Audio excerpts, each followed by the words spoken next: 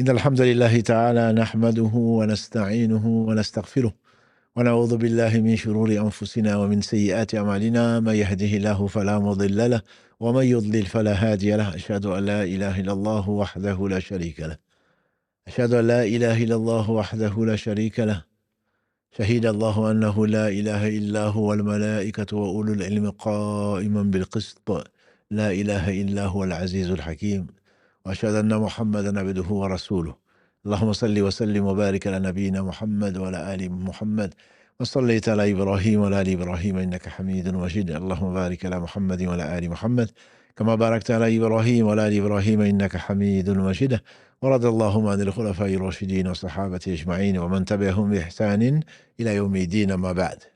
Assalamu alaikum wa rahmatullahi wa barakatuh, la famille, mes frères, mes sœurs. Les remerciements, les éloges, les louanges n'appartiennent qu'à Allah, le premier qui n'a pas de début, le dernier qui n'a pas de fin.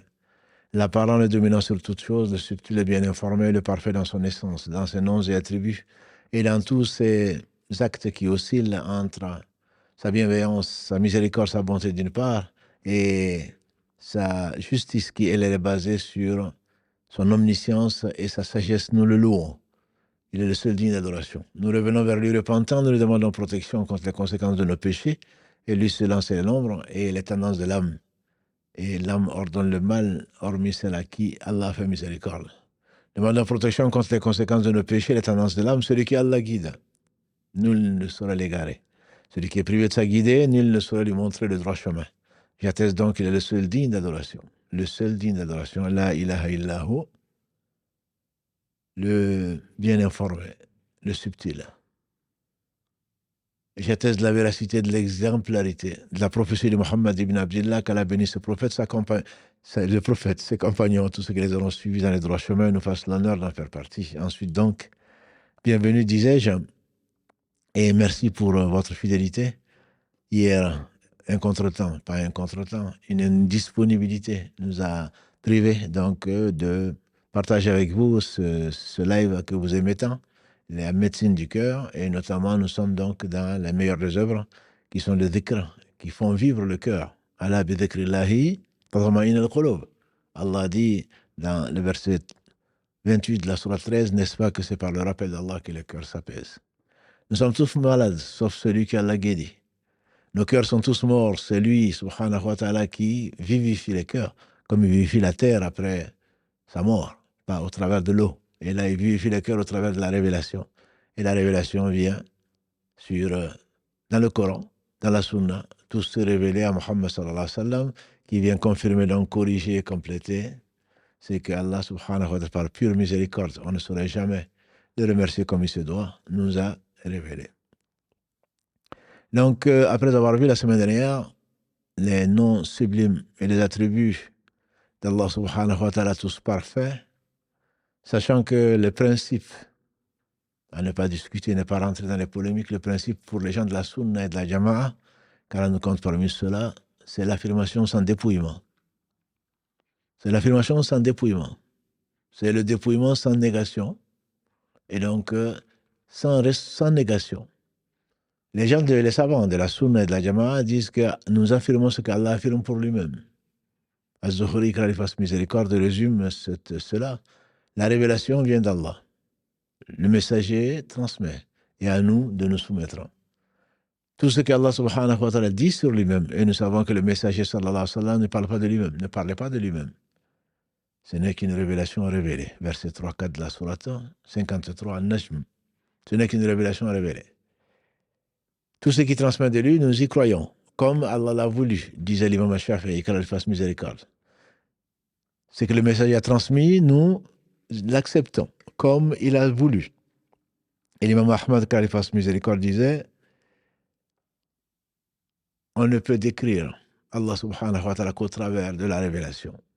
Ce qu'on trouve dans le Coran, et ce qu'Allah subhanahu wa ta'ala a révélé à son prophète Muhammad, bien-aimé, sallallahu alayhi wa sallam. Donc il y a des règles. Ce qu'Allah affirme pour lui-même, nous l'affirmons pour lui, sans le faire ressembler à quoi que ce soit. Laysa kamithlihi shay. Rien ne lui ressemble. Donc il n'a pas de semblable. Verset 11 de la sourate 42. Laysa kamithlihi shay. Et pourtant il affirme, wa huwa as-sami'ul basir, c'est lui qui entend parfaitement tout et qui voit parfaitement tout. Donc nous faisons ressembler rien à Allah, il n'a pas de semblable. Walam yakul lahu kufuwan ahad, il n'a pas d'égal. Il n'a pas, donc, il n'a aucun besoin. Il n'a pas d'assistant non plus. La hawla wa la quwwata illa billah, et la ilaha illahu, il est donc le seul digne d'adoration. Allah subhanahu wa ta'ala a voulu révéler par miséricorde. Il a envoyé ses prophètes, il a créé les cieux et la terre. Il a révélé ses livres, il a fait descendre ses livres. Tout ceci pour une seule chose, pour qu'on connaisse qui il est. C'est pour qu'on l'adore. Cette adoration est résumée. Cette adoration est symbolisée. Cette adoration est marquée par une phrase que nous répétons souvent et qui est la plus utile, ici-bas et dans l'au-delà. C'est la ilaha illallah. La ilaha illallah. Donc il y a d'autres êtres dignes d'adoration que Allah. Souvent on l'a traduit dans les temps anciens, dans les années 80, 90, on trouvait dans la traduction en français, Dieu c'est les dieux. Et peut-être encore aujourd'hui, certains de nos frères et de nos sœurs disent la ilaha illallah, ça veut dire Dieu c'est les dieux, alors que ce n'est pas ça. La ilaha illallah, il n'y a pas d'être digne d'adoration si ce n'est Allah subhanahu wa ta'ala, al-ma'boud bil-haq. Al-ma'boud bil-haq, c'est-à-dire doit être Dieu et adoré, divinisé par toutes les créatures, l'ensemble des créatures. Allah, c'est celui. On dit que Allah, en fait, dit Ibn Abbas, c'est Al-Ilah, c'est-à-dire le Dieu, avec un grand D. Avec un grand D, ce nom est répété plus de 2200 fois dans le Coran. C'est le nom propre, si on peut l'appeler, d'Allah. Tous les autres noms, on dit Allah est le miséricordieux, par essence, par excellence, le généreux, le bon, le bienveillant, l'omnipotent, l'omniscient, on dit c'est Allah. On ne dit pas l'omniscient est l'omnipotent est le miséricordieux. Non, on dit Allah est omnipotent, Allah est le miséricordieux, Allah est le beau, Allah est le subtil, le bien informé, c'est toujours Allah. Donc c'est son nom propre, Al-Ilah. On dirait en français le Dieu, avec un grand D, et donc la contraction a donné Allah. Allah est ce nom donc, qui s'est donné en arabe. Il peut avoir donné à différents prophètes d'autres noms, puisqu'il n'était pas arabe, le prophète en tout cas qui n'était pas arabe, et il y en a eu, comme on a lu dans la traduction, 124 000 ou plus de 120 000 prophètes, alayhim salatu wassalam. Dans leur langue, on n'a pas envoyé des messagers à leur peuple sans leur tant si ce n'est dans la langue de son peuple afin qu'il leur explique. C'est pour cela que ceux qui pensent qu'il ne faut pas parler français dans une mosquée ou il ne faut pas écouter en français, non, l'islam n'est pas en français, mais comment tu vas comprendre? Tous les peuples, comme le prophète n'était pas arabe, on dit qu'il y en a eu 3 qui sont arabes, et Dieu seul sait. Donc il faut transmettre. La communication aujourd'hui, on sait qu'elle est extrêmement importante. Que dire alors de celui qui a tout créé? Ignorerait-il celui qui a créé alors que le Latif, le bien informé, le Al-Khabir, le bien informé, le subtil. Et donc, il a envoyé à chaque peuple au moins un prophète dans la langue de son pays, qui est né parmi eux, que l'on connaît, on connaît ses antécédents, on connaît son présent, on connaît son caractère excellent, on sait qui c'est. Et donc, quand il a apporté une chose, comme le professeur Salam, quand il est arrivé, quand il a appelé les gens, quand il a eu la révélation, de pouvoir transmettre aux Aqrabin, à ces gens qui sont propres, il est monté sur la Safa. Il a sabahakum. C'est une façon de dire venez, venez. Quelque chose d'important. Il leur annonce. Si je vous disais qu'il y avait une armée derrière As-Safa, qui est le mont, un des monts sur lequel la mère d'Ismaïl, Hajar, est montée pour chercher de l'aide, et il y a encore des traces à côté de la Kaaba. Le prophète est monté là, c'était à côté de la Kaaba, où les Quraysh se réunissaient. Sabahakum. On dirait votre vie en dépend, ou on dirait votre bonjour, ou votre jour. Se rassembler autour de lui, et quand on lui a demandé, quand il a dit plutôt, et si je vous disais que derrière cette monticule, il y a une armée qui est prête à vous envahir, est-ce que vous allez y croire? Ils ont dit, mais bien sûr qu'on va y croire, tu n'as jamais menti. Comme l'a affirmé également Abu Sufyan, bien qu'il était son ennemi avant l'islam, Abu Sufyan, quand il a été interrogé par Héraclius, l'empereur de Byzance, qui lui a dit, je t'ai demandé, est-ce que cet homme a déjà menti avant la révélation? Il a répondu, parce que j'ai dit toujours, les Arabes ne mentaient pas. À l'époque, les Arabes ne mentaient pas, par honneur. Il a répondu, non, il ne mentait pas, parce que lui ne mentait pas. Il ne pouvait pas mentir sur le prophète sallam, mais il a dit non, il ne mentait pas. Et Héraclius lui a dit, je me suis dit alors, celui qui ne ment pas aux hommes ne peut pas mentir sur Dieu. C'est un des arguments de la raison pour dire que ce qu'a apporté Mohammed sallallahu alayhi wa sallam ne venait pas de lui puisqu'il ne mentait pas avant la révélation. D'où la gravité du mensonge, mes frères et sœurs. Même pour blaguer, avec des expressions aujourd'hui sur les réseaux sociaux ou dans la bouche de nos enfants, de nos petits-enfants, MDR, LOL. Non, faut pas accepter ces expressions comme ça. Ce n'est pas pour rire. Non, je rigole. Non, on rigole pas. On sourit, on peut faire des blagues, mais qui soient toujours dans la vérité. Je disais donc que Allah a envoyé donc Mohammed sallallahu alayhi wa sallam dans la langue de son peuple, qui est l'arabe. Il savait ni lire ni écrire. Et donc, en arabe, il l'appelait le Dieu créateur, il l'appelait Allah, Al-Ilah, le Dieu. La ma'boud bihaqqin illa Allah, la ilaha illallah, il n'y a d'être digne d'adoration que Allah. Voilà le sens. Donc, Al-Ilah, les Arabes connaissaient Allah. Ils disaient, par exemple, Bismika Allahumma. Pour écrire une lettre ou quelque chose comme ça, ils disaient, au nom de toi, ô Allah, Bismika Allahumma. Il appelait Allah, et Allah le dit, notamment dans la sourate 39, Wala in sa'altahum man khalaqa samawati wal ard, la yaquluna Allah. Si tu leur demandes, ya Muhammad, demande-leur, qui a créé les cieux et la terre, ils diront, c'est Allah. Donc, ils avaient une conception d'Allah. Par contre, c'est que pour eux, il fallait passer par autre pour atteindre Allah. Et c'est toute la différence de conception que les polythéistes d'hier et d'aujourd'hui ont et qui n'est pas ce que Allah subhanahu wa ta'ala aime et agrée. Allah dit notamment dans la sourate 39, verset 3, si ma mémoire est bonne, ils disent Ma na'buduhum illa liyuqarribuna ila Allahi zulfa. On les adore, ces idoles, ces statues, mais on les adore pour atteindre Allah. C'est pour cela que dans l'islam, il n'y a pas d'intermédiaire, il n'y a pas de confession, il n'y a pas d'aller voir quelqu'un demander à Allah de ceci, cela, parce qu'Allah est trop haut. Pour eux, c'est pour dire que c'est de la glorification en fait. Quand tu les écoutes, tu dis, ah ouais, ils ont raison. Ils aiment Allah. Ils l'aiment. Ils le craignent tellement qu'ils n'osent pas, ils préfèrent passer par ses amis. Alors qu'Allah dit, Allahu aliyul ladina amanu. Allah est en réalité les alliés des croyants. Tout croyant est un allié d'Allah subhanahu. Je dis bien croyant, je ne dis pas musulman. Tout croyant est un allié d'Allah subhanahu wa ta'ala. Donc Allah, c'est le nom propre de celui qui est le seul digne d'adoration. C'est pour cela que le sens, la parole la plus véridique, la parole la plus véridique, la parole la plus noble, la plus utile, la cause de l'envoi de tous les prophètes sans exception, de la descente de tous les livres, c'est affirmer, enseigner aux gens qu'il n'y a pas d'être qui a droit à une adoration si ce n'est Allah seul. La ilaha illallah. C'est l'anse solide. C'est celui qui conduit vers la voie droite. C'est la parole ferme à laquelle Allah fait allusion dans la sourate 14, quand la sourate Ibrahim 14, quand il appelle à l'intelligence des hommes, quand il leur donne cet exemple.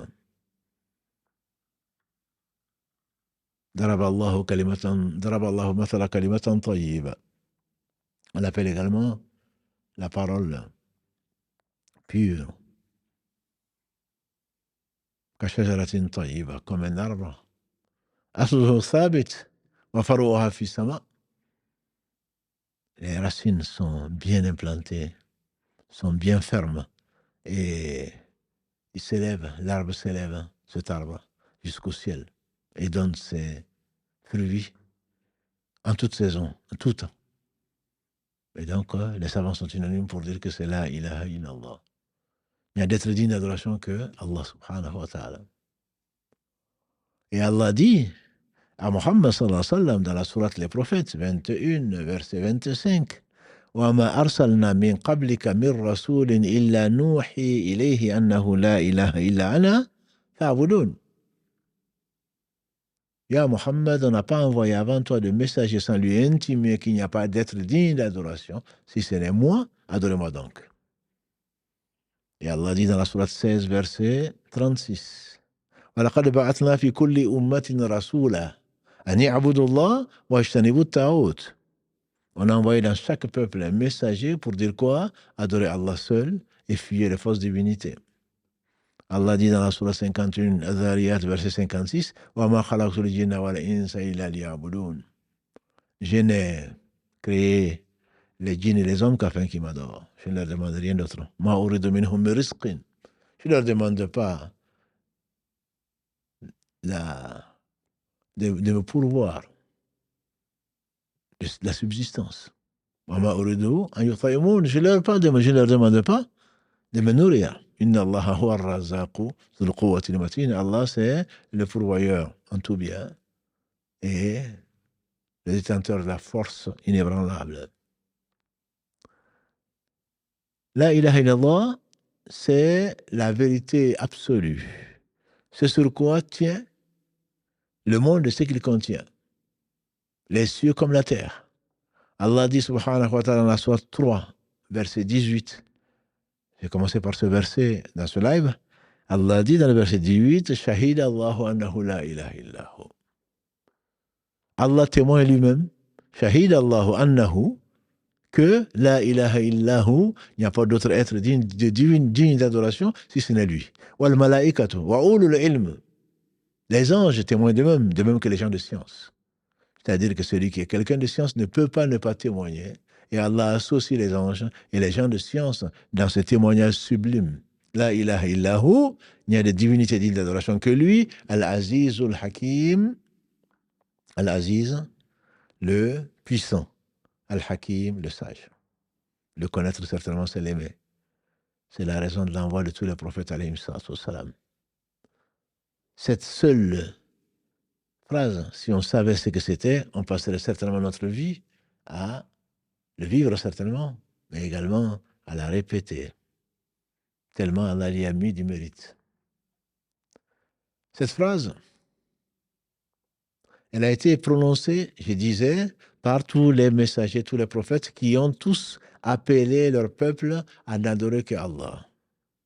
À commencer par le premier des messagers, Nuh, alayhi salam. Abdallah ibn Amr, ibn As, qu'Allah l'agrée ainsi que son père, il a rapporté dans ce qui a été consigné par l'imam Tirmidhi, qu'Allah lui fasse miséricorde, ainsi qu'à tous nos savants, que Nuh, alayhi salam, Noé, le prophète Noé, alayhi salam, a dit à son fils, ô mon fils, si les 7 cieux et ce qui contiennent, les 7 terres, étaient placés dans un plateau de la balance, et que la ilaha illallah était placée dans l'autre plateau de la balance, et la ilaha illallah qui l'emporterait. Si seulement on le savait. Il a dit, Nuh, alayhi salam, mon fils, si les 7 cieux et les 7 terres formaient un anneau, la ilaha illallah les briserait. La ilaha illallah les briserait. Dans le même sens, avant nous est l'un des 5 meilleurs hommes que la terre a porté, celui à qui Allah a parlé de vive voix, je parle de Moïse, Moussa alayhi salam. Il a demandé à son Seigneur, Ya Rabb, ô Seigneur, Ya Rabb, enseigne-moi une invocation. Et une invocation par laquelle je t'appelle. C'est comme, je dirais, quel est le nom que tu préfères? Enseigne-moi une évocation parce que je t'aime, parce que je veux être aimé de toi. Je n'existe que par toi et que par ta cause. Enseigne-moi une invocation, une évocation par laquelle je t'appelle. Allah lui dit, Ya Moussa, dis la ilaha illallah. Ya Moussa dit, Allah seul mérite l'adoration. Comme s'il n'avait pas mesuré ça, il dit, Ya Rab, Seigneur. Tous tes serviteurs disent la ilaha illallah. Je dirais, justement. Allah a dit, Ya Moussa, comme si ça ne suffit, la ilaha illallah, ça c'est pour tes... Tout le monde dit, moi ce que je veux, c'est quelque chose de particulier, mon Seigneur, que tu aimes et que tu as gardé pour toutes ces personnes qui veulent le nom suprême d'Allah, par lequel quand tu l'appelles, il t'invoque et que personne ne sait si ce n'est eux. Non, mon frère, non, ma soeur, ne suis pas les charlatans. Ne sais-tu pas que Asma bint Yazid, quand elle a gré, une femme du temps du prophète sallam, elle rapporte que le prophète sallam a dit, les noms d'Allah subhanahu wa ta'ala sont dans 2 versets. Les noms d'Allah sont dans 2 versets. Le verset 163 de la sourate Al-Baqarah, wa inna ilahakum ilahun wahid. Wa inna ilahakum ilahun wahid la ilaha illahu ar-Rahman ar-Rahim. Et votre Seigneur est un Dieu unique. Et votre Dieu est un Dieu unique. Il y a d'autres êtres dignes d'adoration que lui, Ar-Rahman Ar-Rahim, le miséricordieux par essence et par excellence. Le miséricordieux par essence et par excellence. Et dans le verset 1 et 2 de la sourate 3, Alif Lam Mim, Allahu la ilaha illahu al-hayyul qayyum. La ilaha illahu al-hayyul qayyum. Donc c'est Allah. Dans ces 2 versets, Inna ilahakum ilahun wahid. La ilaha illahu ar-Rahman ar-Rahim. On a vu la semaine dernière qu'il y avait les noms qui désignaient et qui contenaient dans le sens, c'était global, comme Al-Mashid, Al-Hayyu, Al-Qayyum, comme Abu Umama l'a rapporté du prophète sallam, le nom suprême d'Allah est dans 3 versets, dans 3 sourates, dans 3 versets, dans 3 sourates. La sourate Al-Baqarah, sourate Ali Imran et la sourate Taha. La sourate Al-Baqarah, Allahu la ilaha illahu al-hayyul qayyum. La sourate Ali Imran, qu'on vient de réciter, versets 1 et 2, Alif Lam Mim, Allahu la ilaha illahu al-hayyul qayyum. Et dans la sourate 20, Taha, wa anatil wujuhu lil hayyil qayyum. Laqad khaba man hamala dhulma. Le verset 111 de la sourate 20. C'est non composé Al-Hayyul Qayyum, et tout ceci revient à Allah. Al-Majid, et tous ces noms d'Allah subhanahu wa ta'ala sublimes viennent dans le même sens pour décrire celui que ne peut décrire que lui-même, subhanahu wa ta'ala. Donc Allah est le nom suprême. Un autre hadith authentique rapporté par les gens des Sunan, c'est-à-dire Tirmizi, An-Nasa'i, Ibn Majah et d'autres. Ou Bourayda, Kalalagré, rapporte que le prophète sallallahu alayhi wa sallam a entendu quelqu'un dire, Ya Allah, Allahumma, je te demande, as'aluka bi'annaka anta Allahu la ilaha illa anta, al-fardu samad, alladhi lam yalid wa lam yulad wa lam yakul lahu kufuwan ahad. Ya Allah, je t'appelle, je t'invoque parce que tu es la ilaha illa anta. Il y a deux dignes d'adoration que Allah, que toi, al-fardu samad, l'unique dont tout a besoin de parfait. Alladhi lam yalid wa lam yulad, celui qui n'a pas été enfanté, qui n'a pas enfanté. Alladhi lam yalid wa lam yulad wa lam yakul lahu kufuwan ahad, et à qui nul n'est égal de me donner ceci et cela. Le prophète sallallahu alayhi wa sallam a dit, il vient d'appeler Allah par un des noms par lesquels, quand on l'appelle, il répond. On vient trouver à nouveau Allah. Le prophète sallam a également dit, celui qui appelle Allah par l'invocation de Yunus alayhi salam, le prophète du poisson que la baleine a avalé, Allah répond ces invocations. Et ce verset on le connaît, ce dua on le connaît, C'est la ilaha illa anta subhanaka inni kuntu minaz zalimin.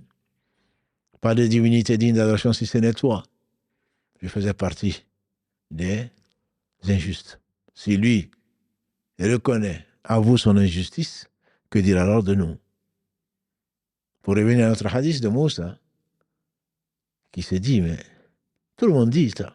Tout le monde dit, Allah, moi je veux quelque chose de spécial. Ma soeur, mon frère, que le trompeur ne se trompe pas.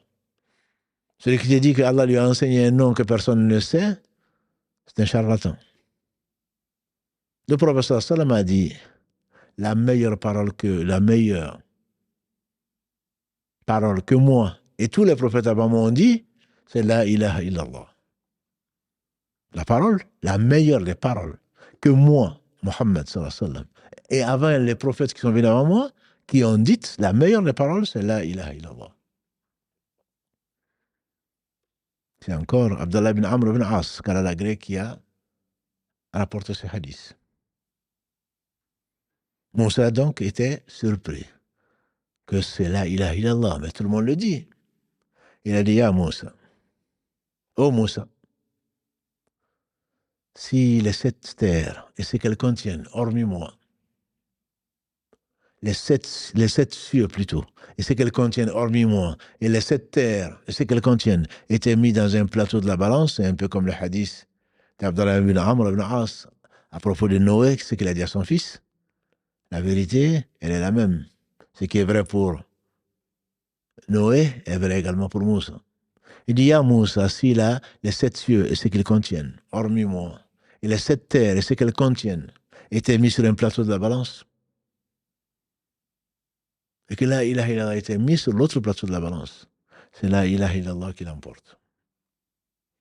C'est pour qu'on sache, qu'on connaisse un peu l'importance de cette phrase. Celle sur laquelle tu seras probablement interrogé, à moins que tu meurs martyr. Dans la tombe, quand l'ange Nakir et l'ange Munkar vont se joindre à toi dans ta tombe et te font asseoir et te demandent qui est ton Seigneur, certainement, tu devras savoir que Allah ilaha illallah. Il n'y a pas d'être digne d'adoration si ce n'est Allah. Et la conséquence est que tu seras sauvé, Inch'Allah, dans la tombe avant l'au-delà. Abdallah ibn Amr ibn As, encore lui aujourd'hui, c'est son jour, il a rapporté que le prophète sallam a dit, le hadith qu'on appelle le hadith de la note, si on peut l'appeler ici. Le prophète sallam a dit, le jour du jugement dernier, et il est proche. Tout ce qui doit arriver est proche, disent les Arabes. Le présent, le futur, le passé, pour Allah, c'est pareil. Au jour de la résurrection, le prophète sallam dit, Allah va appeler un homme de ma communauté. Il va répondre, bien sûr. Les anges vont amener 99 registres de ce qu'ils ont écrit. Chaque registre va à perte de vue de ses péchés. Et Allah va lui dire, mon serviteur, est-ce que tu contestes quoi que ce soit de ce que mes anges ont écrit? Il va répondre, non, Seigneur. Est-ce que mes anges ont abusé? Est-ce qu'ils ont écrit des choses qui ne t'appartiennent pas? Le serviteur va dire, non, Seigneur. Ce croyant perdu, Allah va lui dire, est-ce que tu as une bonne action? Il va dire non. Une seule bonne action, il va dire non. Allah va dire, c'est un jour où personne ne sera lésé. Subhanahu wa ta'ala. Celui qui a fait le poids, le bien du poids d'un atome le verra. Verset 7 de la sourate 99. Suivi par le verset 8, et celui qui a fait le mal du poids d'un atome le verra. Il dit à mon serviteur, as-tu une bonne action? Il va dire non, j'ai rien. J'ai pas de bonne action. J'ai 99 registres de péché. Chaque registre va à perte de vue. Allah va dire, aujourd'hui, personne ne sera lésé si j'ai trouvé où il y a dans tes œuvres une carte. On dit que tu as dit la ilaha illallah Muhammad Rasulullah sallallahu alayhi wa sallam. Il va dire, Seigneur, qu'est-ce que cette carte vaut par rapport aux 99 registres? Allah va dire, c'est un jour où personne ne sera lésé. Glorifié il est. Loué il est, subhanahu wa ta'ala. Il est le juste. Jamais il n'a lésé quelqu'un. Et donc, il va dire, Seigneur, qu'est-ce que cette carte fait? Quel poids cette carte va avoir par rapport à tout ça? Allah va dire, tu ne seras pas lésé. On va mettre ces 99 registres et leur contenu dans un plateau, sur un plateau de la balance, et la carte sur l'autre plateau de la balance, vous imaginez, c'est la carte qui sera plus lourde que les 99 registres. Chaque registre va à perte de vue. Et c'est facile à Allah.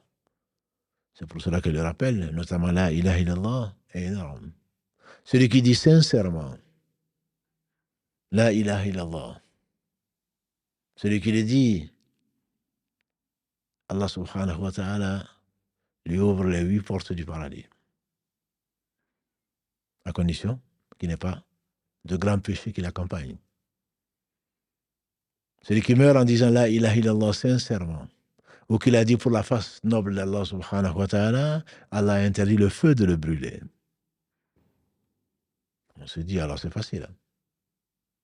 Dans la vie pratique, ici-bas, pour l'au-delà, Abu Huraira, Kalalagré, dans ce qui a été rapporté par les deux, Al-Bukhari et Muslim, qu'Allah fasse miséricorde, il dit, le prophète sallallahu alayhi wa sallam, qui ne parlait pas de lui-même, nous a enseigné que celui qui dit la ilaha illallah, wahdahu la sharika lah, lahul mulku wa lahul hamd, wa huwa ala kulli shay'in qadir, point de divinité digne d'adoration si ce n'est Allah, sans associer. À lui appartient la royauté, lahul mulku wa lahul hamd, à lui appartient les louanges, et il est capable de toutes choses. Celui qui dit 100 fois, Allah lui fait inscrire 100 bonnes actions, lui enlève 100 péchés. Il lui inscrit comme s'il avait libéré 10 esclaves, dans la version qui me vient en tête. 10 esclaves. Et il sera protégé de Satan toute la journée. Avec la ilaha illallah. 100 fois. Comme je vous dis, mes sœurs et frères, prendre un chapelet, on n'a pas besoin pour 100 fois. Quand je dis 1000 fois, ton cœur n'est pas là, tu n'en connais pas l'essence. Ça n'a pas de sens. Celui qui te vend sa faïda en disant celui qui fait ça 3200 fois, celui qui fait ça plus de 100 fois, il y a une question. Il faut se poser la question. Est-ce que le hadith est authentique? En général, le prophète n'a pas dépassé 100 fois, ce qui est accessible à tout un chacun. Et personne ne viendra au jour du jugement dernier avec plus de valeur que celui qui a fait plus. Ce qui nous inciterait donc, nous inciterait donc à faire encore plus d'invocations. Comme Allah nous le demande dans la sourate 33, verset 41 et suivant, Ya ayyuhalladhina amanu dhkurullaha dhikran kathira. Wasabbihuhu bukratan wa asila. Oh, vous les croyants, invoquez Allah abondamment. Beaucoup, beaucoup. Dhikran kathira. Wasabbihuhu bukratan wa asila, et chantez sa louange matin et soir. C'est lui qui prie sur vous, c'est lui qui vous bénit, ainsi que ses anges, pour vous faire sortir des ténèbres, de l'obscurité, de l'ignorance, de l'injustice, vers la lumière de l'islam. Et il est miséricordieux vis-à-vis des croyants. Bil mu'minina rahima. La ilaha illallah est donc celui qui meurt en prononçant la ilaha illallah, nous a promis le prophète sallam. Aucun être digne d'adoration si ce n'est Allah. Muhammadur Rasulullah, Muhammad est son messager. Isa, Jésus est son messager, son verbe qu'il a lancé dans Marie et un esprit venant de lui. Quels que fussent ses péchés, il entrera au paradis, même si c'est après un certain temps. Il entrera au paradis. Donc la ilaha illallah, c'est Allah qui te sauvera au travers de la ilaha illallah. Mais Anas ibn Malik, radiallahu ta'ala, nous a rapporté que le prophète sallallahu alayhi wa sallam a dit, celui qui dit la ilaha illallah, Allah fera sortir de l'enfer toute personne qui aura dit sincèrement la ilaha illallah, s'il a dans son cœur le poids d'une graine d'orge. Et ensuite, ceux qui sortiront, ceux qui iront dans le cœur, le poids d'un grain de blé. Et ensuite sortiront ceux qui iront dans le cœur le poids le plus petit, que nous traduisons le zarra, que nous traduisons en français comme le poids d'un atome. Comme le poids d'un atome. Le Cheikh Mohammed Salih al-Thaymin, il dit que ce n'est pas correct. Il dit zarra, les Arabes ne connaissaient pas l'atome, et c'est plutôt le poids, donc, d'une moutarde. Peu importe. Dans ce hadith d'Anas, on comprend qu'il y a des degrés. Et que la ilaha illallah ne veut pas dire la ilaha illallah, et ça n'a pas la même valeur. N'est-ce pas que les hypocrites le disent, alors qu'ils ne croient pas? Parce que la foi, c'est certainement, on doit attester. S'il le dit, ça ne suffit pas. Il faudrait que dans le cœur, et le prophète sallam dit notamment, celui qui dit la ilaha illallah sera sauvé du feu, dans le hadith Abu Huraira, c'est la sauvé du feu s'il le dit sincèrement, avec un cœur pur, ou de tout son cœur et de son âme. Al-Hassan al-Basri, qui fasse miséricorde, il dit la ilaha illallah, c'est la clé du paradis. Donc c'est pour cela qu'on a intitulé cet épisode comme le zikr, le rappel d'Allah le plus utile. Allah a interdit au feu de brûler celui qui a dit sincèrement la ilaha illallah. Allah a promis le paradis à celui qui a dit la ilaha illallah. Celui qui meurt en disant la ilaha illallah, il entre au paradis. Donc tout ceci, ça semble simple. Al-Hassan al-Basri a dit c'est la clé du paradis. Mais comme toute clé, a des dents. Quand tu veux ouvrir une porte, pourquoi les serruriers sont aussi riches? Parce que quand tu veux ouvrir une porte et tu ne veux pas que ça ouvre une autre porte, chaque porte a ses clés. Et toutes les clés ont des dents. Autrement, tout le monde rentrerait chez tout le monde. Et bien, ce n'est pas le cas. La ilaha illallah, c'est pareil. La ilaha illallah a des dents. C'est une clé qui a des dents. Et les savants anciens et nouveaux, sur la base de la révélation, on dit que la ilaha illallah a 7 ou 8 conditions. La première condition, pour que la ilaha illallah puisse ouvrir les portes du paradis, pour que ça te serve dans la tombe, pour que ça te serve dans ce bas monde, il faut en connaître le sens, qui est différent donc de l'ignorance, la connaissance du sens de la ilaha illallah. Beaucoup d'entre nous, surtout de nos parents, disent la ilaha illallah sans vraiment même connaître, même dans la langue maternelle, le sens. Et on arrive, je pense que certains qui m'écoutent comprendront de quoi je parle, parfois les gens ils disent la ilaha. Non, la ilaha, ça te fait sortir de l'islam si vraiment tu connais le sens. La ilaha, ça veut dire qu'il n'y a pas de divinité. Donc y compris Allah. Le sens, c'est la ilaha illallah. C'est-à-dire que c'est composé, disent les savants, d'une négation complète et suivie d'une affirmation. La ilaha, il n'y a pas de Dieu avec un petit d. Illa, sauf le Dieu qui s'appelle Allah. Et c'est le nom interdit à tout autre que Allah. C'est le nom propre d'Allah, comme on a dit. Nom par lequel, quand tu l'invoques, la petite quantité devient grande, comme le faisait le prophète sallallahu. Très peu d'eau, très peu de nourriture, et il disait Bismillah. Et voilà que la nourriture, non seulement célébrait les louanges d'Allah, et voilà que l'eau jaillissait de ses doigts bénis, et voilà que tout le monde en mangeait, tout le monde en buvait, et il en restait. La petite quantité avec le nom d'Allah, je dis bien le nom d'Allah. Je ne dis pas la prononciation d'Allah. Venant du cœur, très certainement c'est une quantité qui te suffit. C'est un nom qui te suffit. La petite quantité devient donc la grande. La peur devient une sécurité. Le souci se dissipe. La gêne devient une facilité. La faiblesse est remplacée par la force. L'humiliation est remplacée par la puissance, puisque la puissance vient d'Allah, subhanahu wa ta'ala. La pauvreté est remplacée par la richesse. Le malheur est remplacé par le bonheur. Allah console.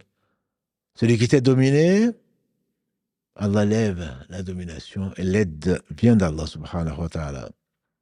Et celui qui était esclave devient libre.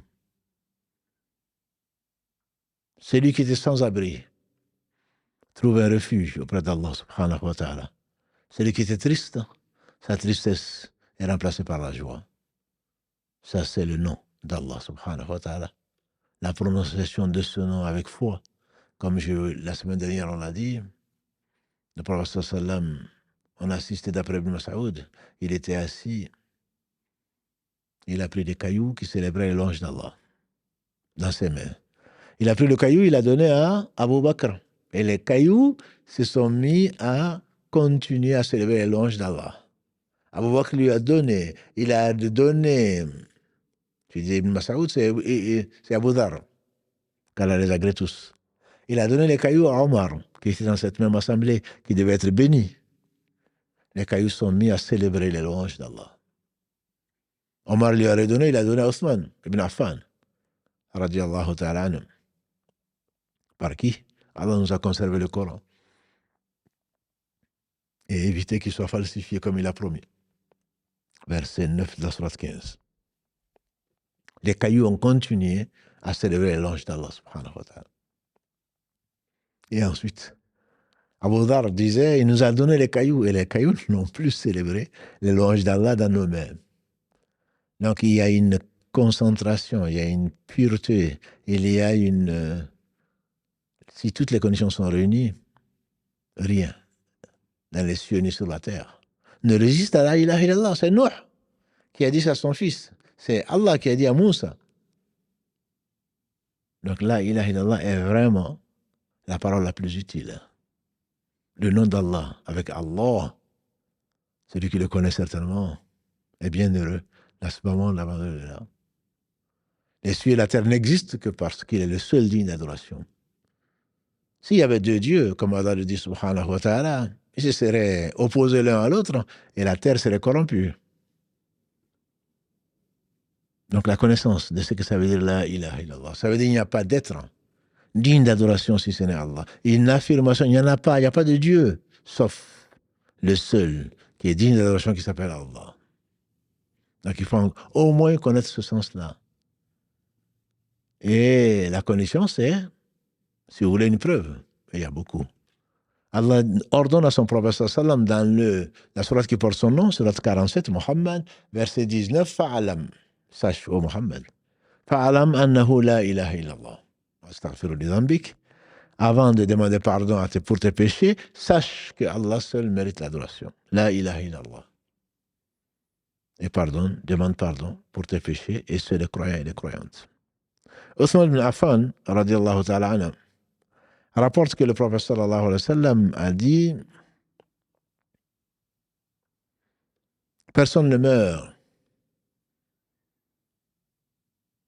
La personne qui meurt plutôt en disant la ilaha illallah, en connaissant le sens, rentre au paradis.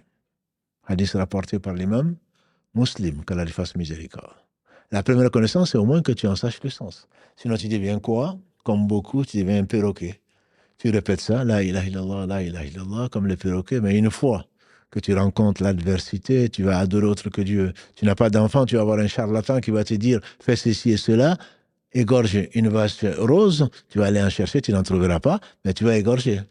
Égorge une mouche, tu cherchais une mouche pour l'égorger, parce que la ilaha illallah, tu n'en connaissais pas vraiment le sens. La ilaha illallah veut dire, entre autres, que quand tu invoques Allah. L'exclusivité. Quand tu invoques Allah. Et personne d'autre. Surtout pas un mort, qu'on l'appelle wali ou pas. Allah seul sait quels sont ses alliés. Il dit, Inna awliya Allah la khawfun alayhim wa lahum yahzanun, alladhina amanu wa kanu yattaqun. Les alliés d'Allah, ils n'auront pas de crainte. Ils ne seront pas tristes. Qui sont-ils? Alladhina amanu, c'était les croyants. Et ils craignaient, ils s'évertuaient dans les bonnes œuvres, s'éloignaient de la désobéissance et ils obéissaient à Allah. Inna awliya Allah la khawfun alayhim wa lahum yahzanun alladhina amanu wa kanu, ils s'efforçaient, yattaqun, chercher la piété. La connaissance de ce que veut dire la ilaha illallah, c'est ce qui a empêché les Arabes de dire la ilaha illallah. On a dit, ils croyaient que Allah était le seul, ou est le seul qui a créé Ils croyaient qu'Allah seul pourvoyait aux besoins. Ils croyaient qu'Allah seul gérait. Mais simplement, pas n'adorer que lui, n'invoquer que Allah, non. Ma na'buduhum, on a dit, verset 3 de la Sourate 39, Ma na'buduhum illa liyuqarribuna ila Allahi zulfa. On ne cherche, on ne les adore pas, les idoles, mais on veut juste qu'ils se rapprochent, qu'ils nous rapprochent d'Allah. Comment est-ce que vous allez réduire, disait-il, s'étonnait-il, vous allez réduire Mohammed et tes prédécesseurs, vous voulez réduire les dieux à un seul? Non, ça c'est une chose extraordinaire. Comment ça? Un seul Dieu, non. C'est pour cela qu'ils refusaient la ilaha illallah. La connaissance de la ilaha illallah les a empêchés d'attester cela. Quand tu dis la ilaha illallah, ça veut dire que quand tu n'adores que Allah et personne d'autre, et quand tu invoques, quand tu cherches de l'aide, tu ne cherches l'aide que d'Allah. Quand je dis cherche que l'aide que d'Allah, ça ne veut pas dire, bien que le prophète sallam a fait prêter allégeance à certains compagnons de ne rien demander à personne. Et il a enseigné à Ibn Abbas, qui était un adolescent, quand tu demandes, demande à Allah. Quand tu demandes de l'aide, demande à Allah. Parce qu'Allah seul peut. Et personne d'autre que lui ne peut. La hawla wa la quwwata illa billah, il n'y a pas un changement d'état, il n'y a pas de force si ce n'est pas Allah. Quand tu demandes, demande à Allah. Mais il n'est pas interdit de demander à quelqu'un qui peut t'aider, tout en sachant que la hawla wa la quwwata illa billah, qui ne pourra t'aider que si Allah le veut. Mais si, en particulier, disent les savants, tu sais qu'en lui demandant, ça lui fait plaisir de t'aider, tu peux le faire et que toi, tu n'en es pas capable, bien sûr. Pas avec la télécommande. Dans ce monde moderne, on peut tout faire, mais donne-moi ça. Si je te dis, s'il te plaît, encore, c'est que j'ai été poli. On pense que nos femmes, nos enfants, les servants, c'est comme si on les avait créés. Non. Si tu peux faire quelque chose, il faut le faire. On dit que le calife Omar ibn Abdelaziz, un soir, on dit qu'il était là et il avait un servant qui était en train de lui donner du vent avec un éventail. Et il était assis, le servant était fatigué et quand il a fini, Omar ibn Abdelaziz, quand il a vu ça, il a pris l'éventail et il lui a donné du vent. Le servant s'est réveillé, affolé bien sûr. C'est le calife qui me donne du vent. Il a dit, mais tu as fait pareil avant que je dorme, avant plutôt que tu dormes. Tu étais fatigué, donc tu as droit à la même chose. Quand tu peux aider, tu aides. Quand tu demandes à Allah. Le verset central, comme le dit Ibn Qayyim, quand il fasse miséricorde, Allah a révélé 114 livres qu'il a rassemblés dans 4 ans. La Torah, l'Évangile, les psaumes et le Coran. Il a révélé les 3 premiers. Les 3 premiers, il les a réunis dans le Coran. Et le Coran, il a tout réuni, tout le Coran dans la Fatiha. On en a parlé il n'y a pas longtemps. Et toute la Fatiha, il a réuni dans quoi? Dans le verset central qui est le verset 4. Iyyaka na'budu wa iyyaka nasta'in. C'est toi seul que nous adorons, c'est de toi seul que nous implorons secours. Quand tu demandes de l'aide, du secours, tu demandes à Allah. L'aide, le secours, tu demandes à Allah. Iyyaka na'budu, c'est toi seul que nous adorons. Wa iyyaka nasta'in, c'est de toi seul que nous implorons secours. On ne demande ni à un djinn, ni à qui que ce soit quand on demande secours. Sauf si c'est la personne est vivante et tu es dans la nécessité absolue, tu comptes que sur Dieu en te disant cette personne est passée, Allah est juste, Allah est bienveillant, Allah est bonté, il a envoyé cette personne pour m'aider. Pourrait-il m'aider pour ceci? Tu es noyé ou autre chose. Mais tu sais que c'est Allah qui l'a envoyé. Je vous ai probablement raconté cette histoire de cet homme, de qui on pense du bien, qui était dans la nécessité. Que dis-je? Qui était contraint, qui s'est levé et qui a prié la nuit. Quand il a prié, il n'a pas fini de prier qu'Allah a envoyé un cavalier qui descend et qui lui donne une enveloppe, si on peut l'appeler ainsi, qui lui donne de l'argent et qui dit, je suis un tel. Si tu as besoin de quoi que ce soit, appelle-moi. Je suis connu dans le village. Qu'est-ce qu'il a dit? Ce serait moi, je lui dirais, est-ce que pour ne pas oublier ton nom et ton adresse, tu n'as pas une carte de visite à me donner? Non, il a dit, je te remercie. Mais si j'ai besoin de quoi que ce soit, j'appellerai celui qui t'a réveillé dans la nuit et qui t'a amené ici. C'est pas ce que je te conseille de dire à quelqu'un qui t'a fait du bien. Mais c'est ça que tu dois penser. Alhamdulillah qui t'a amené ici. Au bon moment, bien sûr. Parce qu'il voit, il sait. Et sa promesse est vraie. C'est Allah qui t'a aidé au travers de celui-là. Et on le verra peut-être, tout bienfait vient d'Allah. Le fait qu'il pense à toi, ça vient d'Allah. Le fait qu'il ait ce que toi tu n'as pas, ça vient d'Allah. Le fait qu'il accepte de se donner, alors qu'on sait que la personne est avare. L'avarice est un vilain mot, un vilain mal plutôt. C'est Allah qui lui a permis de donner, qui lui a permis de marcher jusqu'à toi, etc., etc. La cause première, c'est Allah, subhanahu wa ta'ala. Et donc, connaître Allah, quand tu demandes à Allah, ça fait partie de l'adoration. Quand tu invoques Allah. Quand tu as peur d'Allah. Ça ne veut pas dire que tu n'as pas peur d'autre chose. Allah dit dans la sourate 28, Al-Qasas, verset 18, Moussa a eu peur quand il a appris ce qu'on lui préparait. C'est normal, ce qu'on appelle la peur naturelle. Mais cette peur ne doit pas t'amener à l'interdit. Si cette peur amène à l'interdit, à ce moment-là, tu deviens un associateur. Tu ne dois pas non plus avoir peur, une fois que la peur passe, ce qu'on appelle la peur secrète. Tu as peur des morts. Si je fais ça, le mort va revenir. Si je fais ça, le djinn va faire ceci et cela. Et qui t'interdit donc de prier ou de jeûner ou de faire ceci. Tu as peur de ce que tu ne vois pas, le ghaib, alors que tu n'as pas peur d'Allah, le créateur du ghaib et le créateur de toutes choses. La peur est naturelle. La crainte est une particularité de la peur. La crainte, c'est une peur qui est basée sur la connaissance. Et on ne doit craindre que Allah. Parce que si tu connaissais Allah, tu craindrais. Tu n'existes et rien n'existe. Et Allah est omnipotent, il fait ce qu'il veut. Rien ne le résiste. Si tu le connais nécessairement, tu as la crainte d'Allah. C'est une peur qui n'est pas naturelle. Mais quand tu crains que les esprits ne t'attaquent, quand tu crains que l'invisible soit ceci et cela pour toi, et que tu te permets de sacrifier, là aussi c'est une forme d'adoration, pour les esprits ou pour autre chose, très certainement, tu as beau chanter la ilaha illallah matin, midi, soir, ça ne te servira pas. C'est du polythéisme, du grand polythéisme. Le petit, le mineur plutôt étant le fait que tu penses que c'est Allah qui leur a donné ce pouvoir, alors que ce pouvoir, il est le seul à le détenir. Mais tu penses que c'est Allah, la force première et la cause première. Néanmoins, tu crains ces choses-là, ces intermédiaires-là. Mais ces intermédiaires n'existent. Et tout n'existe que grâce à Allah. Tout n'existe que grâce à Allah, subhanahu wa ta'ala. Donc il y a la connaissance, on avait dit, on est encore là. Il y a bien d'autres choses. La demande de protection, qu'on doit demander qu'à Allah, sauf si c'est un lieu ou une personne qui peut redresser un tort ou qui peut te défendre, sachant que c'est Allah qui l'a mis là et que c'est Allah, qu'il n'y a pas de force et de puissance que par Allah, une personne qui est vivante. Mais non, moi, mon père qui est mort, ou le marabout, ou je ne sais qui d'autre va me protéger. Tu es associé à Allah, subhanahu wa ta'ala. Donc, connaître le sens de la ilaha illallah, c'est bien plus profond que cela. On n'a pas le temps de rentrer dans les détails.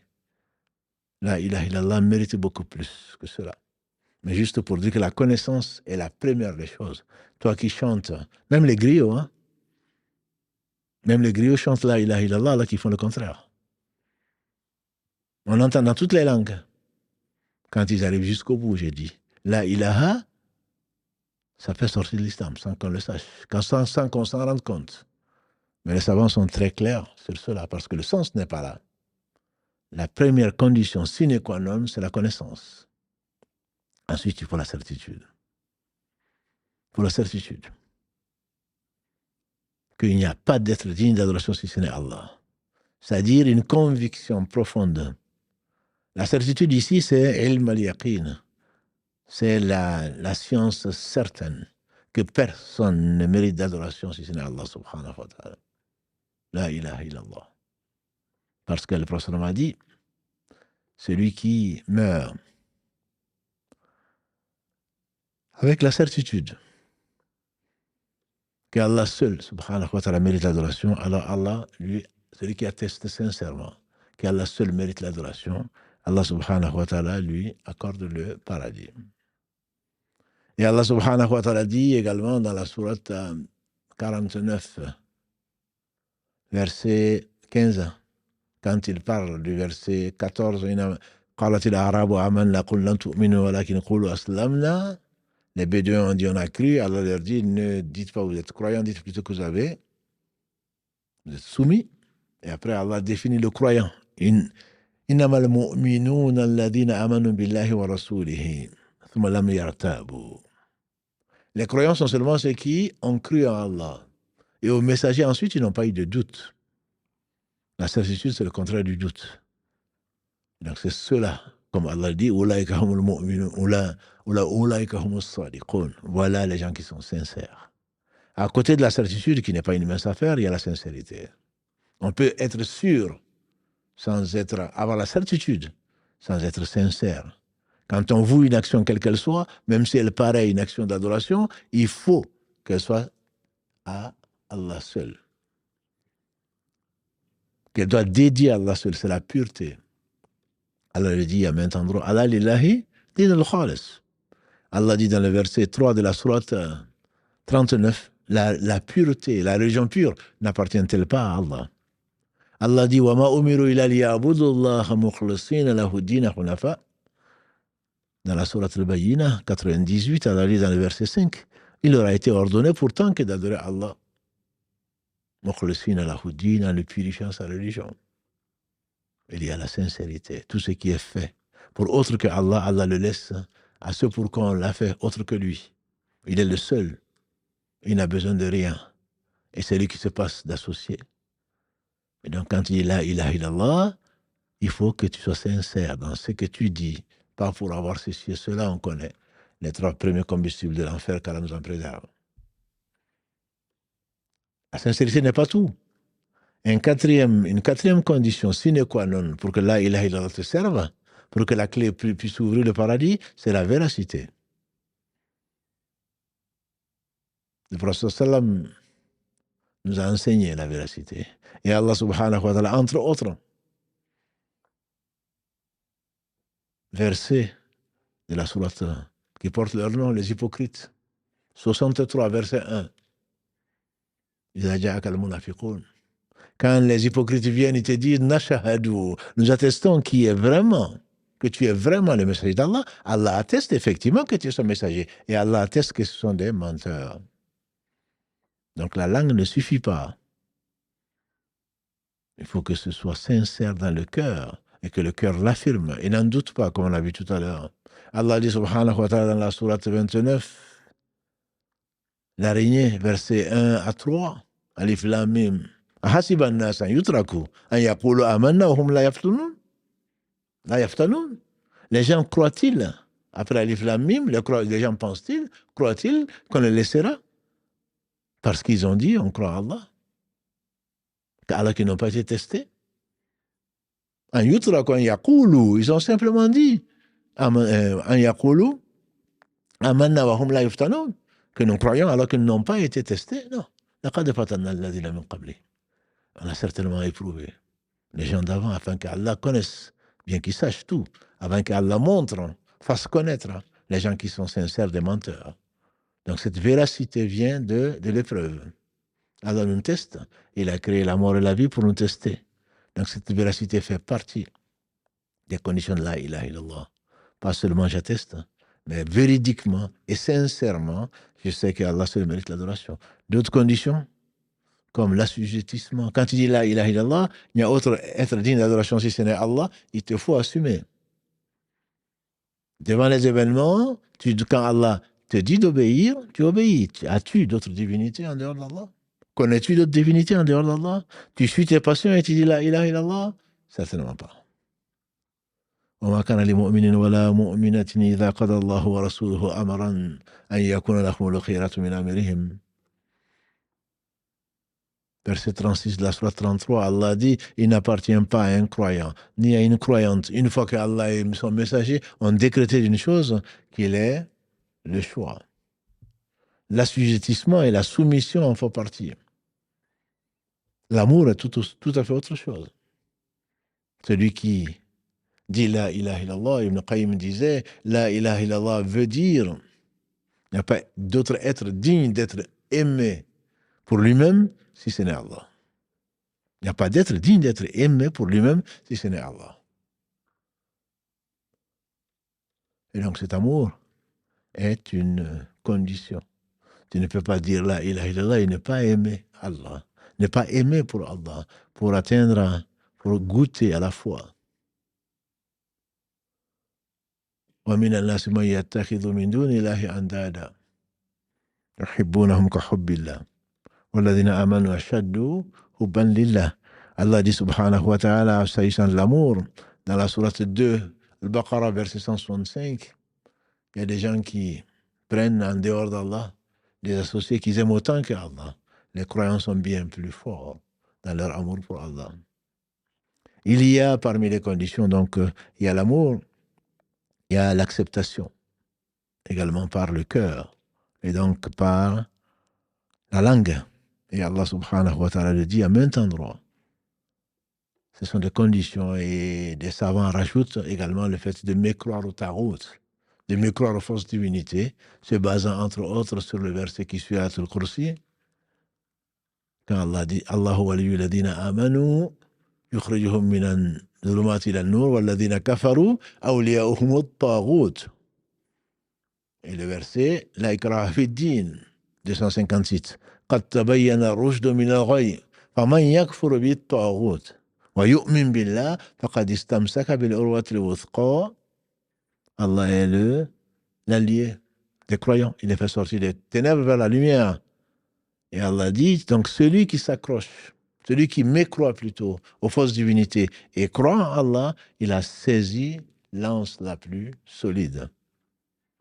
Jusqu'à la fin du verset 256 de la sourate Al-Baqarah. Donc, certains disent 7 conditions, 8 conditions. Toujours est-il qu'il y a des conditions. Affirmer la ilaha illallah ne suffit pas. Il faut la connaissance, il faut la certitude, il faut la sincérité, il faut la véracité, il faut l'assujettissement, il faut l'acceptation, il faut l'amour. Et si tu veux rajouter le fait de mécroire aux fausses divinités, ça te fera 8. Certains s'arrêtent à 7, d'autres à 8, mais peu importe. Il y a bien entendu des annulatifs. Si tu dis la ilaha illallah, et en même temps, tu apostasies. Allah a annulé les œuvres de celui donc qui apostasie. Tu dis la ilaha illallah et tu vas voir des charlatans qui connaissent le futur ou le passé. Ils travaillent avec des djinns, la ilaha illallah, tu vas voir des sorciers. Ceci annule le sorcier est un mécréant, celui qui croit ce qu'il a dit, sa mécréance peut aller, la mécréance mineure, la mécréance majeure. Tu dis la ilaha illallah, tu crois qu'il y a mieux que ce qu'Allah subhanahu wa ta'ala a fait descendre. Ton affirmation de la ilaha illallah ne t'apportera pas grand-chose, en tout cas ne servira pas à grand-chose quand, si tu meurs dans cet état-là. Il y a les annulatifs donc de l'islam, parmi lesquels il y a donc, nous avons dit, l'apostasie. Il y a le polythéisme et Allah ne pardonne pas. Pour celui qui meurt, bien sûr, dans cet état, Inna Allah la yaghfir an yushraka bihi wa yaghfiru ma duna dhalika liman yasha. Allah ne pardonne pas qu'on lui associe quoi que ce soit. En dehors de ça, il pardonne à qui il veut. Verset 48 et ensuite verset 116 de la sourate 4. Il y a des annulatifs de l'islam qui, quand tu les fais, très certainement ton islam ne te servira pas à grand-chose. Parmi les plus dangereux et les plus significatifs, tu as cela. Et tu as également le fait que quand Allah dit quelqu'un ne croit pas et que tu considères la personne comme croyante. Oui, mais c'est Allah qui fera les différences au jour du jugement dernier. Mais il t'a dit qui ne rentrera pas au paradis. Il t'a dit qui rentrera au paradis par sa faveur et qui ne rentrera pas par sa justice. Subhanahu wa ta'ala. Et bien d'autres. L'heure passe vite. Il est déjà 23 heures passées.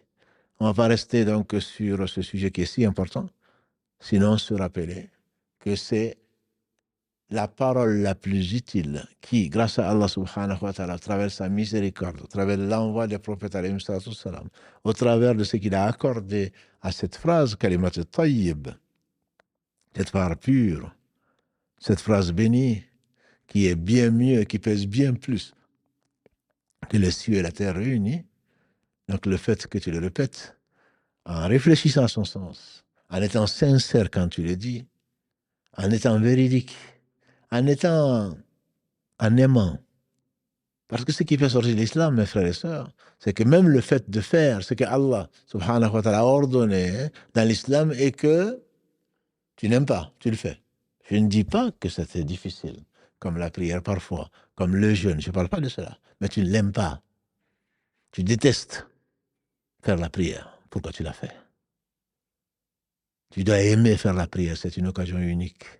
C'est un don immense qu'Allah subhanahu wa ta'ala te donne pour te purifier, pour te rapprocher, pour changer ton comportement. Si tu n'aimes pas ce que Allah a révélé, alors très certainement c'est un annulatif de l'islam. Parmi les annulatifs de l'islam, ma sœur, c'est le fait de se moquer de ce que Allah a révélé. Le fait de se moquer. Ah, mais vous les musulmans, vous ne comprenez pas la plaisanterie. Vous vous moquez, vous plaisantez sur ce qu'Allah a révélé à son prophète sallallahu alayhi wa sallam. Il y a un certain nombre de musulmans ignorants, bien sûr, qui sont sortis de l'islam sans peut-être même s'en rendre compte, en se moquant des prescriptions de l'islam. Ne le fais pas. Si tu veux, ne le fais pas. Mais si tu te moques des lois d'Allah, si tu te moques d'Allah, si tu moques de la pratique qu'il a instituée pour te rapprocher, alors très certainement, tu es sorti de l'islam sans t'en rendre compte. Tu peux jeûner tous les jours de l'année, tu peux, ce qui t'est interdit d'ailleurs, tu peux prier toute la nuit, tu peux prier tous les jours, cela ne te sera pas compté parce qu'Allah ne l'accepte pas. Il y a bien plus, mais souvent les savants comptent 10 annulatifs. Et encore une fois, quand on le dit, comme disait Hudayfa, radiallahu ta'ala anhu, celui qui ne connaît pas le mal ne saurait pas s'en protéger. Et il dit, les compagnons du prophète lui demandaient sur le bien. Moi, je l'interrogeais sur le mal. Je l'interrogeais plutôt sur le mal, de peur que ça me touche. Il ne s'agit pas de juger, de faire sortir les gens de l'islam. Il s'agit de se juger soi-même et d'être vigilant pour ne pas sortir de l'islam sans s'en rendre compte, comme l'a dit le prophète sallam, pour ceux qui combattent les musulmans, prétendant qu'ils sont musulmans et parce qu'ils sont justiciers et qui tuent femmes et enfants et qui sèment le désordre sur la terre aujourd'hui en prétextant qu'ils aiment Allah. Le prophète sallam a dit, ils traversent l'islam comme l'épée ou la flèche traverse sa proie. C'est-à-dire que tu n'es pas là pour juger. Tu n'es pas là comme un dominant, comme un tyran sur les gens. Tu es là pour leur expliquer. Tu es là pour appeler le rappel. Fadhakkir. Inama anta mudhakkir. Allah dit à son prophète sallam dans la sourate 89, rappelle, parce que tu n'es qu'un celui qui rappelle. Laysa alayhim bimusaytir. Tu n'es pas sur eux quelqu'un qui va imposer quelque chose. Donc, mon frère, ma sœur, si tu dois connaître les annulatifs de l'islam, ne commence pas premièrement par là. Et si tu dois les appliquer, applique-les à toi-même. Est-ce que je ne suis pas sorti de l'islam sans tomber dans le waswas? Ah, j'ai fait ceci, peut-être que je suis tombé dans l'islam, je suis sorti de l'islam. Il faudrait que ça, c'est shaitan, ça. Mais celui qui fait une chose sciemment, consciemment, à ce moment-là, doit revenir à Allah avant qu'il ne soit trop tard. Je pense à cet homme que le prophète nous a donné comme exemple, juste une parabole pour décrire la miséricorde d'Allah subhanahu wa ta'ala. Quand il dit Allah est plus content, comme il se doit à sa majesté, rien ne ressemble à Allah. Rien n'est comme Allah. Allah est plus content du retour de son serviteur croyant que celui qui se retrouvant dans un désert a tout mis, toute sa fourniture, ses biens, toute sa nourriture, sa boisson sur la monture s'enfuit. Il se couche, attendant la mort. Et Allah, dans sa miséricorde, l'enveloppe de sommeil pour qu'il ne souffre pas, en attendant la mort. Et quand il se réveille, il retrouve sa monture. Et c'est bien. À côté de lui, il est tellement heureux, tellement content qu'il s'écrie, « Oh mon Dieu, je suis ton serviteur, je suis ton Dieu plutôt, tu es mon serviteur. » Un lapsus lingué. Et aujourd'hui, tu disais ça. Il y a des gens qui ne connaissent pas Dieu, qui te font sortir de l'islam. Le prophète a souri. Bien sûr, quand il sourit, ce n'est pas quand on se moque d'Allah ou quand on est sorti de l'islam. Tellement il était heureux. Dieu est plus content du retour de son serviteur repentant que cet homme qui vient de retrouver sa monture. Donc il ne s'agit pas de faire sortir les gens de l'islam, il s'agit de voir, est-ce que je n'ai pas moi, fais un acte, dis une chose, je me suis moqué de la religion, je n'aime pas ce qu'Allah a prescrit, est-ce que je ne suis pas sorti de l'islam, auquel cas tes actions? وَلَقَدْ أُوحِيَ إِلَيْكَ, dit Allah à Muhammad sallallahu alayhi wa sallam. وَلَقَدْ أُوحِيَ إِلَيْكَ وَإِلَى الَّذِينَ مِنْ قَبْلِكَ لَئِنْ أَشْرَكْتَ لَيَحْبَطَنَّ عَمَلُكَ وَلَتَكُونَنَّ مِنَ الْخَاسِرِينَ. Nous t'avons révélé à Muhammad, ainsi qu'à tes prédécesseurs prophètes, que si tu associes quoi que ce soit à Allah, tes œuvres seront nulles. Ces œuvres seront annulées. Encore une fois, c'est pas parce que tu n'as pas fait exprès. Tu dis à un enfant, voilà un ange, ça y est. Il y a cette tendance qui existe et qui n'est pas, qui est une secte, qui est là en train de te faire sortir de l'islam. Ah, tu as dit que c'est un ange. Les anges ne sont pas des hommes. Tu as affirmé ceci. Donc tu es sorti de l'islam. Va refaire les grandes ablutions et atteste devant témoin qu'Allah seul mérite l'adoration. Non, ils n'ont rien compris. C'est pas ce que tu as voulu dire, c'est pas ce que tu as voulu faire. Tu t'es trompé, tu as dit ça par allusion, mais tu n'es pas sorti de l'islam. Tu n'es pas sorti de l'islam parce que tu as dit, tu t'es trompé. Non, à cause de moi, disait le prophète sallam, Allah pardonne à ma communauté les fautes, les erreurs, les oublis. Les fautes qui ont été faites par erreur, par contrainte ou par oubli. Donc il ne s'agit pas de faire sortir les gens de l'islam parce qu'ils ont dit un mot, parce qu'ils ont fait telle erreur, parce que ceci, parce que cela. Mais les annégatifs de l'islam sont là, c'est les savants nous les ont regroupés.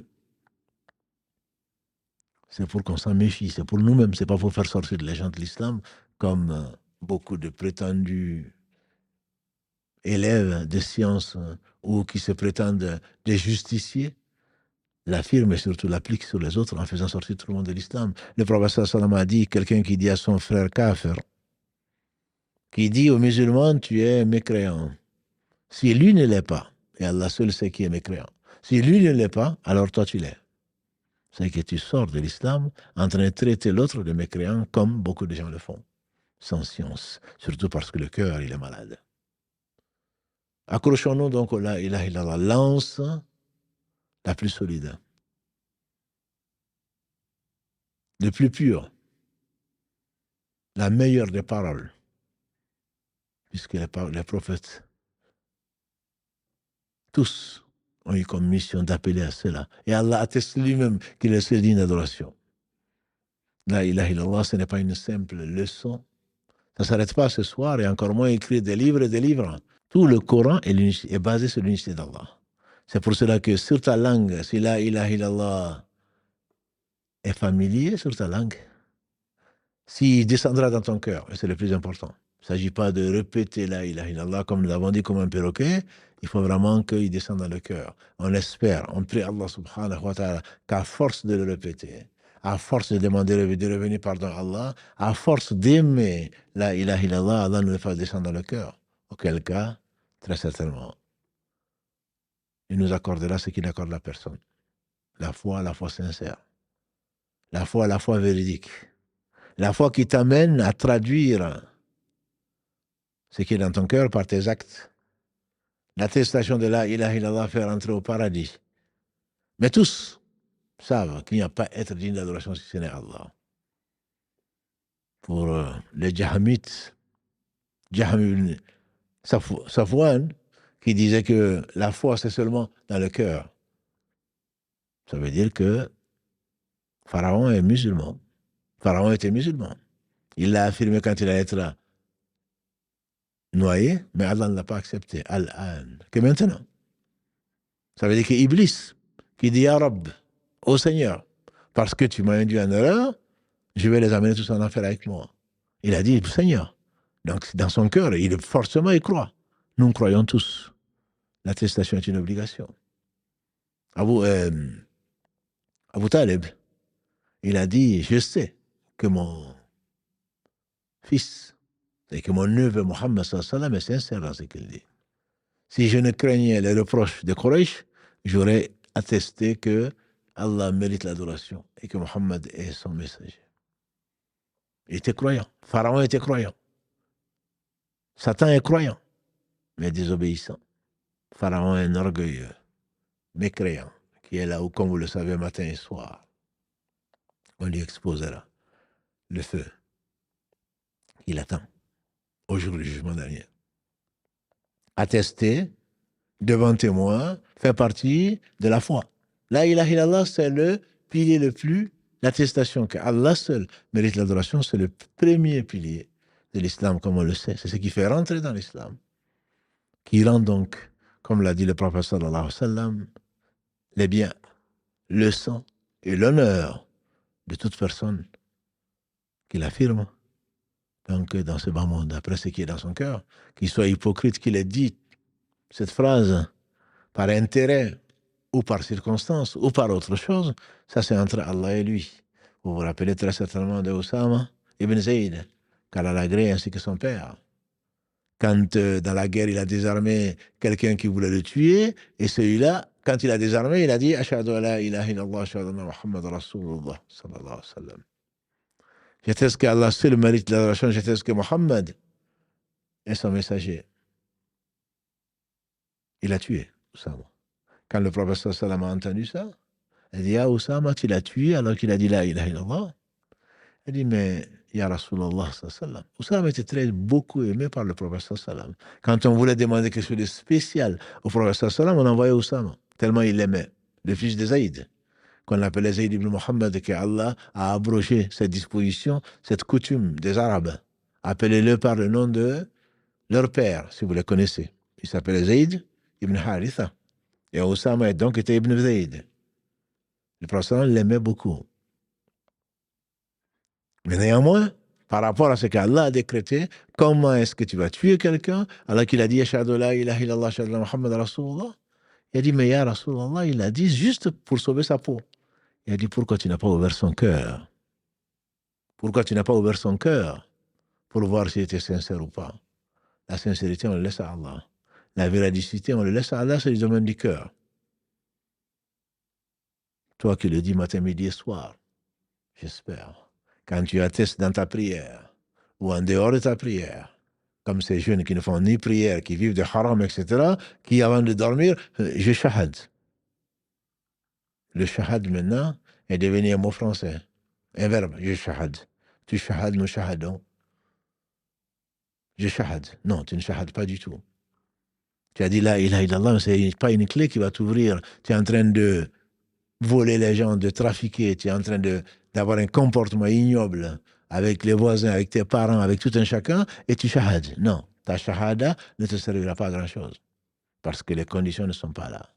Tu peux répéter 1000 fois, 100 000 fois la ilaha illallah, si tu n'as pas rempli ces conditions-là, qui t'amènent entre autres à l'assujettissement, à accepter qu'Allah seul mérite d'adoration, c'est lui qui a révélé que le mensonge, la tromperie, le mauvais comportement ne saurait avoir d'autre place chez lui que l'enfer, que le bien des gens est sacré, que leur honneur est sacré, que leur sang est sacré. Et tu dis que tu attestes qu'Allah mérite l'adoration, tu peux le faire autant de fois. Mais si ce n'est pas accompagné par la pratique, la foi n'est pas seulement ce qui est dans le cœur. Allah sait, tu jures par Allah que tu es sincère. Et Allah dit aux hypocrites, 63, verset 1. Allah sait que vous êtes des menteurs. Attester que la ilaha illallah et ne pas le mettre en pratique, c'est du mensonge. Cela ne te servira pas. Ça n'ouvrira pas la porte du paradis. Et pourtant, la miséricorde d'Allah est infinie. Et revenons donc vers Dieu repentant, avant qu'il ne soit trop tard. Comprenons notre religion. Commençons par la première condition. La connaissance de la ilaha illallah. Plutôt que de le chanter et de le réciter. Ils sont nombreux, ceux qui t'expliquent le tawhid. En pratique, si effectivement tu as des clés que tu peux concevoir, que tu peux commander chez un serrurier, la clé ne te servira pas à grand-chose si tu ne l'as pas. C'est dans ton cœur. Ce n'est pas quelque chose qui t'est dans la main, que tu as dans des livres. C'est quelque chose qu'Allah donne aux gens qu'il a aimés. C'est ce qu'il a donné à tous les prophètes, alayhim salatu wassalam. C'est ce à quoi tous les prophètes, sans exception, ont appelé. Qu'Allah bénisse ces prophètes, les gens qui les ont suivis, et le meilleur d'entre eux, Muhammad. Qu'Allah le bénisse sa famille, ses compagnons, les meilleurs des hommes que la terre ait portés après les prophètes. Ensuite, les gens qui les ont suivis dans l'excellence, et qu'Allah nous fasse l'honneur d'en faire partie, la famille de la ilaha illallah. Ce n'est pas une simple phrase, mais c'est la plus utile. Si la ilaha illallah, tu meurs avec cette phrase sincèrement, alors je ne m'en fais pas pour toi. Qu'Allah subhanahu wa ta'ala nous fasse mourir musulmans et nous fasse miséricorde et nous accorde son paradis, nous accorde dans ce bas monde son amour avant l'au-delà. L'amour des gens qui ont connu, qui ont affirmé, qui ont cru qu'Allah seul mérite l'adoration. Et qu'Allah subhanahu wa ta'ala vous bénisse votre temps et nous rassemble tous dans son paradis. Subhanakallahumma wa bihamdika ashhadu an la ilaha illa anta astaghfiruka wa atubu ilayk. Subhana rabbika rabbil izzati amma yasifun. Wassalamun ala mursalin walhamdulillahi rabbil alamin. Notre prochain rendez-vous, c'est bientôt, Inch'Allah, ce sera samedi à 22h, avant le changement d'heure, Inch'Allah. Wassalamu alaikum wa rahmatullahi wa barakatuh.